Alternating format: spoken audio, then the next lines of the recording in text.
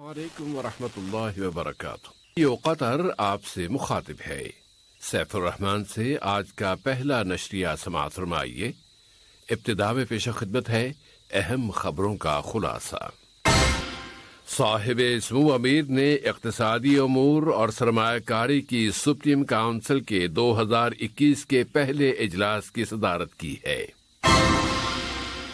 صاحب سمو امیر اور سوڈان کی بالادست کونسل کے صدر کے درمیان آج ہونے والی سربراہی ملاقات میں دو طرفہ تعلقات کا فروغ اور مشترکہ دلچسپی کے موضوعات زیر بحث آئیں گے۔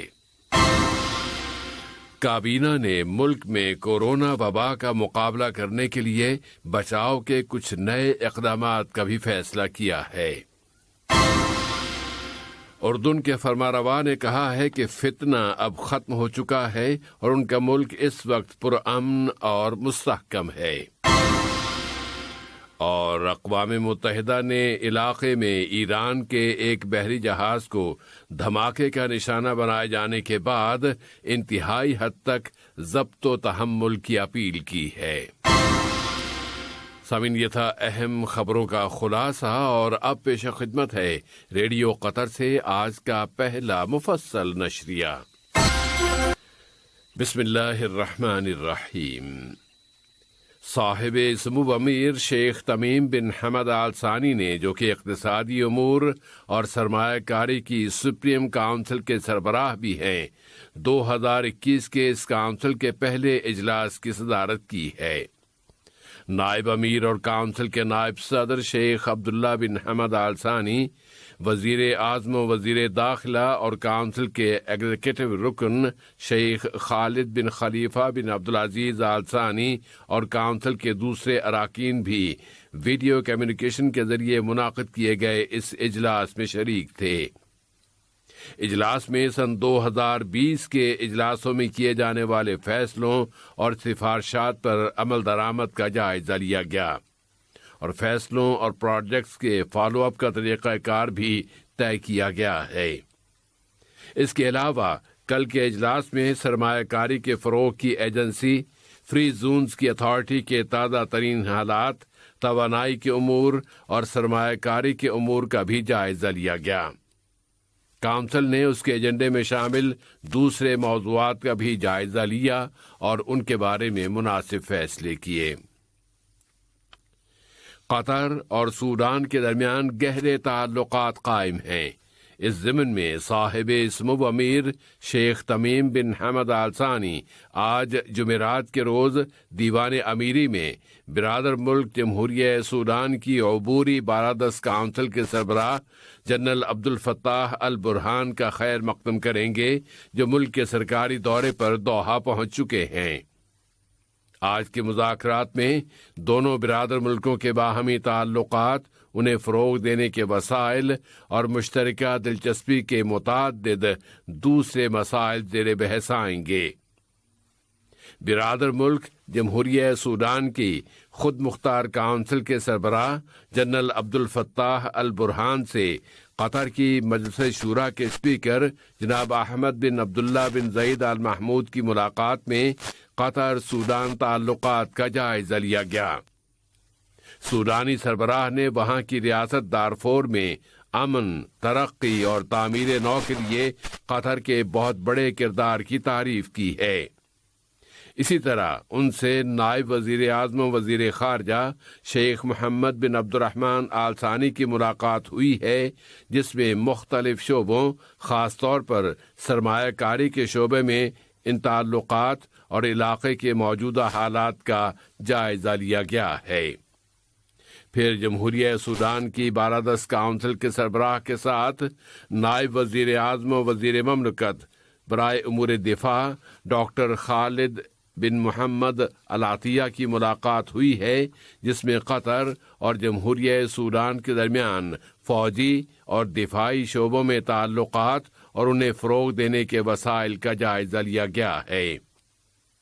دریں اثنا نائب وزیر اعظم و وزیر مملکت برائے امور دفاع ڈاکٹر خالد بن محمد العطیہ سے جمہوریہ سوڈان کے وزیر دفاع جنرل یاسین ابراہیم یاسین کی بھی ملاقات ہوئی ہے، جس میں دونوں برادر ملکوں کے درمیان فوجی اور دفاعی شعبوں میں باہمی تعلقات اور انہیں مزید فروغ دینے کے وسائل کا جائزہ لیا گیا۔ سوڈان کی عبوری بالادست کونسل کے سربراہ جنرل عبد الفتاح البرہان نے قطری بزنس کمیونٹی کو سوڈان میں سرمایہ کاری کی دعوت دی ہے اور کہا ہے کہ اس وقت بھی سوڈان میں مختلف شعبوں میں قطری سرمایہ کاری موجود ہے۔ انہوں نے اس انویسٹمنٹ میں توسیع کی اہمیت کا بھی ذکر کیا ہے۔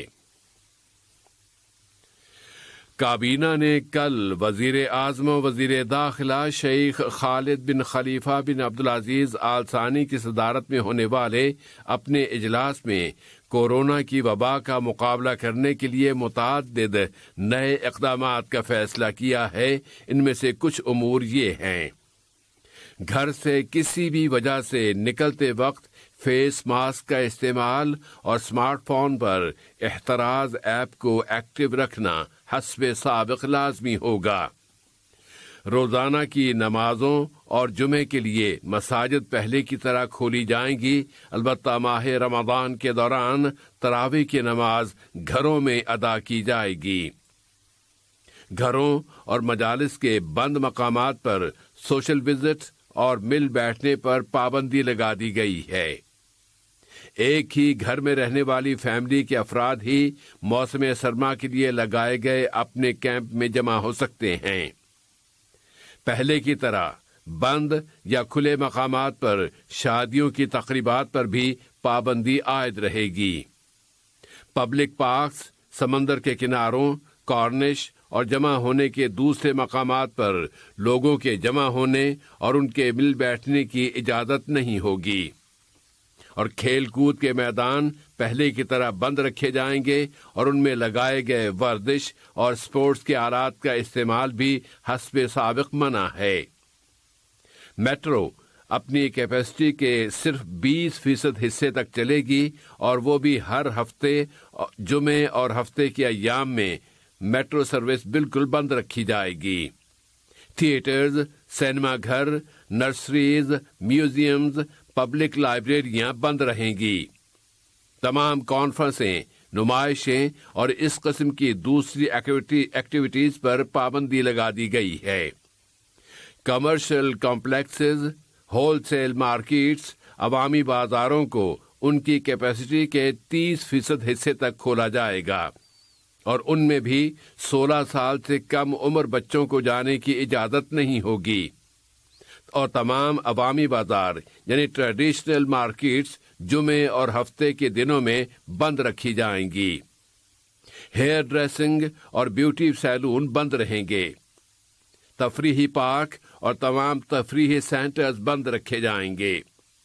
پرائیویٹ کلینکس وغیرہ بند رہیں گے، البتہ ان میں ایمرجنسی سروس فراہم کی جا سکتی ہے۔ کابینہ نے واضح کر دیا ہے کہ ان تمام فیصلوں پر کل جمعے کے روز سے تا اطلاع ثانی عمل درآمد کیا جائے گا، اور وزارت داخلہ، وزارت صحت عامہ، وزارت صنعت و تجارت اور دوسرے سرکاری ادارے اپنے اپنے شعبے کے لحاظ سے ان فیصلوں پر عمل درآمد کرائیں گے۔ وزارت صحت عامہ اور وزارت صنعت و تجارت نے ملک میں کورونا وائرس کی تازہ ترین صورتحال کے بارے میں کل رات ایک پریس کانفرنس کا انعقاد کیا، جس سے خطاب کرتے ہوئے کووڈ-19 کا مقابلہ کرنے کے لیے یہاں کے نیشنل اسٹریٹجک گروپ کے سربراہ ڈاکٹر عبداللطیف الخال نے ملک میں اس وائرس سے متاثر ہونے والوں کی تعداد میں اضافے کی وجوہات و اسباب پر روشنی ڈالی اور کہا کہ ابھی یہ گراف پیک پر نہیں پہنچا ہے۔ وزارت صحت عامہ نے اعلان کیا ہے کہ قطر میں اینٹی کورونا وائرس ویکسین کی 1 ملین سے زیادہ ڈوزز دی جا چکی ہیں، اور یہ ایک بہت بڑی اچیومنٹ ہے کہ اس وقت ہر ہفتے 170,000 سے زیادہ ڈوزز دی جا رہی ہیں۔ کورونا وائرس کا مقابلہ کرنے کے لیے قطر کی کوششیں مقامی سطح تک محدود نہیں ہیں، بلکہ وہ اس وبا کے خاتمے کے لیے عالمی سطح پر کی جانے والی اجتماعی کوششوں کی بھی بھرپور مدد و حمایت کر رہا ہے۔ قطر ڈیولپمنٹ فنڈ نے صحت کی عالمی تنظیم WHO کے لیے $10 ملین کے قطری وعدے کا اعلان کیا ہے اور بتایا ہے کہ ویکسینز کے عالمی اتحاد کی پارٹنرشپ کے ساتھ بھی $10 ملین کی رقم دی جائے گی۔ وزارت صحت عامہ نے بتایا ہے کہ ملک میں کل کورونا وائرس کے مزید 940 کیسز رجسٹر ہوئے ہیں اور مزید 527 بیمار صحت یاب ہو گئے ہیں۔ اس طرح یہاں شفا پانے والوں کی کل تعداد اب 167,480 ہو گئی ہے۔ کل 8 افراد اس بیماری کی وجہ سے فوت ہو گئے ہیں۔ وزارت صحت نے فیصلہ کیا ہے کہ تمام پرائیویٹ ہیلتھ فیکلٹیز میں کورونا ٹیسٹ کی فیس آج جمعرات کے روز سے 1 ہی کر دی گئی ہے اور وہ ہے $300 پر ٹیسٹ۔ یہ خبریں ریڈیو قطر سے نشر کی جا رہی ہیں۔ اردن کے فرمانروا شاہ عبداللہ دوم نے اردنی عوام کے نام اپنے خط میں بتایا ہے کہ فتنے کو اب دبا دیا گیا ہے اور ملک اس وقت پرامن اور مستحکم ہے۔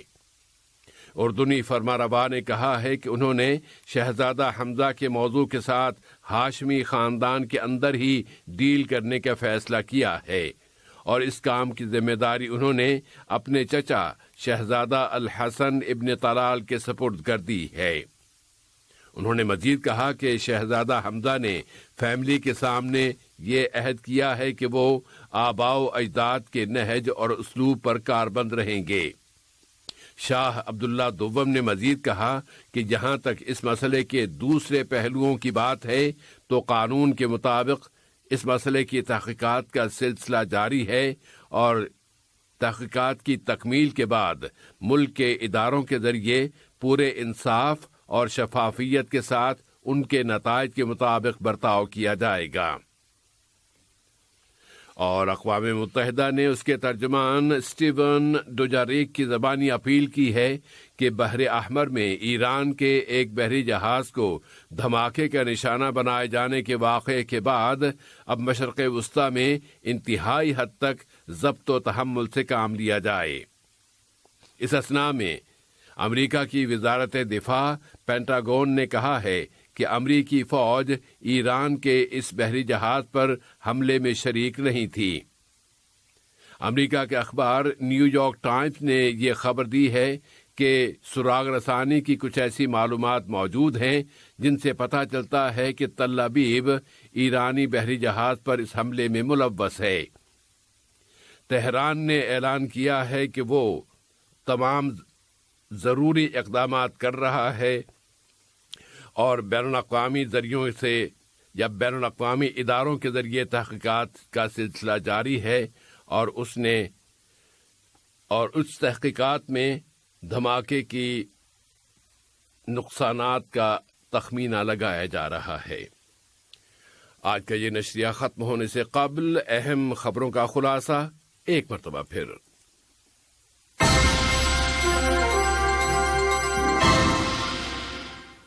صاحب اسمو امیر نے اقتصادی امور اور سرمایہ کاری کی سپریم کونسل کے 2021 کے پہلے اجلاس کی صدارت کی ہے۔